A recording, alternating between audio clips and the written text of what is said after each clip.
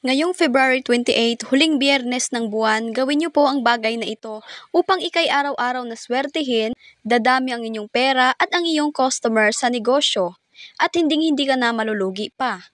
Huwag na huwag mong palampasin ang pagkakataon na umasenso sa buhay. Hello po sa inyong lahat, magandang araw at welcome back po muli sa ating YouTube channel. Ngayong araw po ay magbabahagi na naman po ako sa inyo ng panibagong gabay pampaswerte para sa huling biyernes sa buwan ng Pebrero. Gawin niyo po ang bagay na ito upang sa gayon ay iaadya ka nito sa kasaganaan.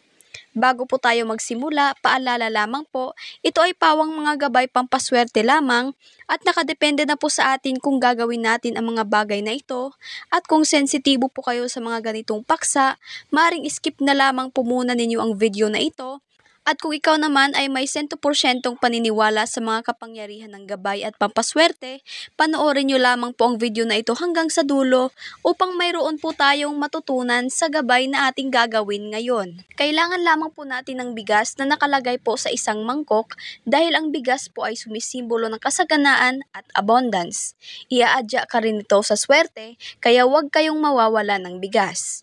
Kailangan din po natin ng 3 butil ng bawang dahil proven and tested na po ang bawang na nagtataboy ng kamalasan at nag-aadya rin po ng swerte.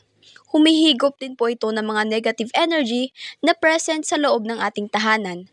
At saka kailangan din po natin ng 3 buong dahon ng laurel. Huwag po kayong gumamit ng mga punit-punit na dahon po. Kung maaari, dapat po ay gamitin nyo yung bago na dahon at yung hindi punit. Dahil ang dahon ng laurel po ay napakamakapangyarihan dahil ito ay sumisimbolo sa pera or wealth. Ilagay nyo lamang po ang dahon ng laurel ng ganito po sa gilid at ganon din po ang 3 butil ng bawang. Gawin nyo po ito sa umaga ng February 28, Friday po, at saka mag-wish po kayo ng walang gamit ng salitang sana at direct to the point po dapat ang pagkaka-wish po ninyo upang hindi po mag-alinlangan na pumasok ang swerte. Halimbawa, sa pamamagitan ng pampaswerteng ito, hindi na ako maghihirap pa. Doble-doble ang blessings at kapirahan na darating sa amin. Hindi na ako malulugi, makakabayad na ako ng mga utang, at magkakabahay na ako. So mga ganyan po na wish, depende na po sa inyo. Basta tandaan na galing sa puso dapat ang pag-wish at paghingi ng mga ninanais po natin. Pagkatapos po nating mag-wish ay ibilad po ito sa sikat ng araw hanggang sa 8:00 ng umaga po. At pagkatapos ay maaari nyo na po itong ipwesto sa inyong mga dining table, sa may altar, sa ibabaw ng inyong aparador or cabinet sa kwarto, or sa inyong tindahan po. Dahil ito ay maghatid sa inyo ng swerte at kasaganaan. Basta ay sabayan lamang po natin ng dasal at sipag at tiyaga palagi. Tandaan din po natin na kapag tayo ay gumagawa ng mga pampaswerte, dapat ay magaan po ang ating pakiramdam at kalooban. Dapat po ay wala tayong aligaga. Huwag mabad mood para hindi masayang ang ating effort sa paggawa ng mga pampaswerteng ito.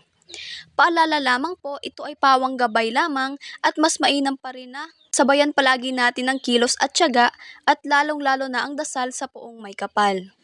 Huwag nating iasa ang ating kapalaran palagi sa mga gabay dahil hindi ito gagana kapag tayo ay tamad at walang pananalig sa poong may kapal.